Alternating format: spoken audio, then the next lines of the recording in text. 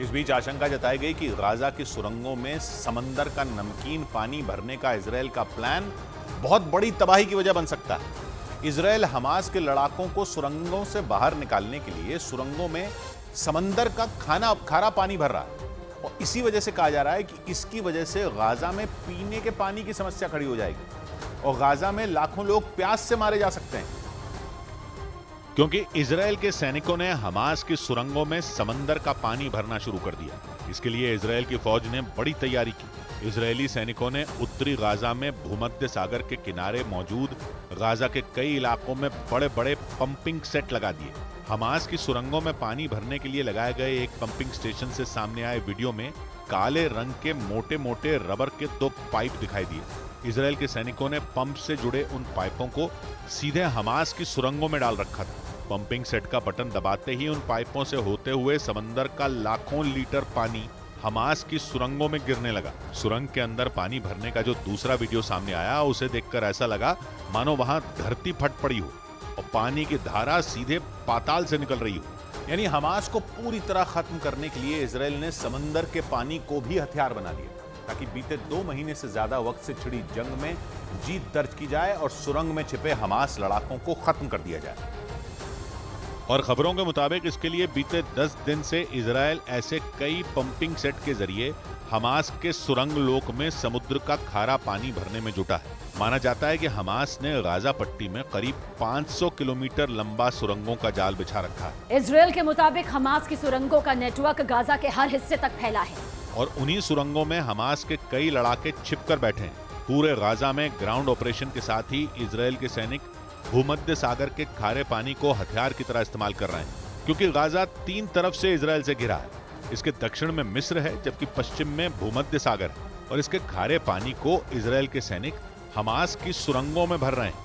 लेकिन कहा जा रहा है कि सुरंगों में समंदर का पानी भरने से गाजा में ऐसी तबाही आएगी जिसकी कल्पना भी किसी ने नहीं की होगी, क्योंकि विशेषज्ञों का कहना है कि गाजा की सुरंगों में समंदर का नमकीन पानी भरने से वहां पीने के साफ पानी की बहुत भारी किल्लत आ सकती है, जो किसी हथियार से ज्यादा मारक साबित हो सकती है।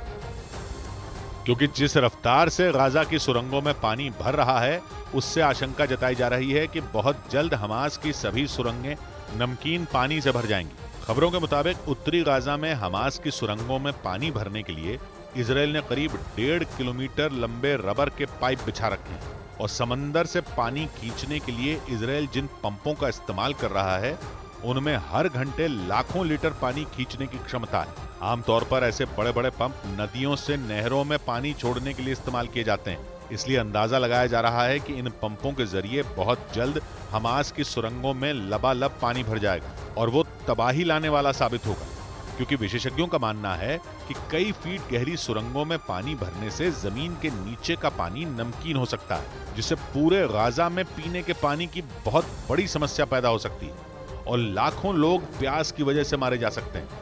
लेकिन इस तरह की किसी भी चेतावनी की फिक्र इजरायल को नहीं है। इजरायल की फौज हमास की सुरंगों में पानी छोड़ने के प्रोजेक्ट पर तेजी से काम कर रही है। इजरायल को उम्मीद है कि इससे हमास के साथ चल रही जंग को वो अपने इस प्लान के जरिए नतीजे तक पहुंचा सकती है और हमास को घुटनों पर ला सकती है। 7 अक्टूबर से छिड़ी जंग के बाद से ही इजरायल की फौज को हमास के बड़े नेताओं की तलाश है। इजरायल से बंधक बनाकर लाए गए 100 से ज्यादा लोग भी हमास के कब्जे में ही हैं। इजरायल की फौज को लगता है कि हमास की जान गाजा की धरती के नीचे बसे उसके पाताल लोक में है। यानी 500 किलोमीटर में फैली सुरंगों का अंत अगर इजरायल ने कर दिया तो वो हमास के पैरों के नीचे से जमीन खिसका सकता है। इसीलिए उसकी कोशिश है कि इन सुरंगों में समंदर का पानी छोड़ दिया जाए।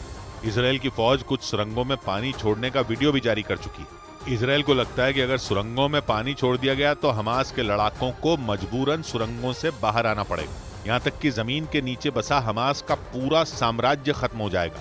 इसीलिए इजरायल इस जंग को खत्म करने के लिए सुरंगों को खत्म करने की कोशिश में है। हालांकि हमास ने दावा किया कि सुरंगों में समंदर का पानी भरकर भी इजरायल उन्हें नुकसान नहीं पहुंचा सकता। हमास ने यहां तक कह दिया कि पूरे गाजा में फैली उनकी सुरंगें समंदर के पानी को भी झेल सकती हैं। यानी हमास ने खुली धमकी दे दी कि सुरंगों में पानी भरकर भी इजरायल उनका कुछ भी नहीं बिगाड़ सकता।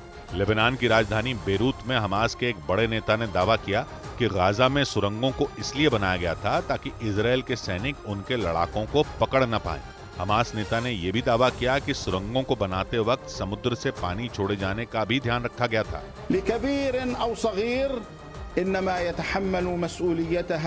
यानी हमास ने इजरायल से टकराने और सुरंगों को अपना सुरक्षा कवच बनाने की तैयारी लंबे वक्त से कर रखी थी। हमास के नेता ने तो दो टूक कहा कि जब तक पूरी तरह से सीज फायर नहीं होता तब तक हमास किसी भी बंधक को न छोड़ेगा और न ही कोई बातचीत करेगा।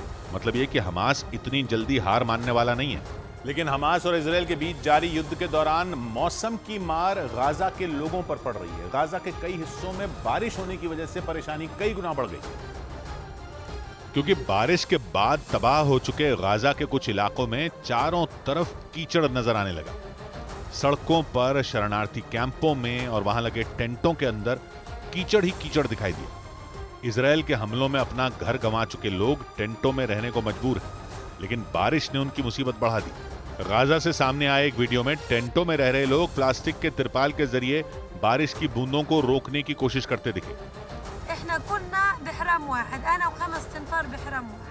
बढ़ती ठंड के बीच आसमान से पड़ रही बारिश गाजा में रह रहे लोगों के लिए किसी बम से कम नहीं है, क्योंकि न तो उनके पास सिर छिपाने के लिए छत है और न ही उनके पास कपड़े। सबसे ज्यादा मुसीबत बच्चों और महिलाओं के लिए है, जो बीते 2 महीनों से ऐसे ही शरणार्थी कैंपों में रहने को मजबूर हैं। जन्मभूमि ममपुरी सुहावनी, उत्तर दिशी बह सरजू पावनी।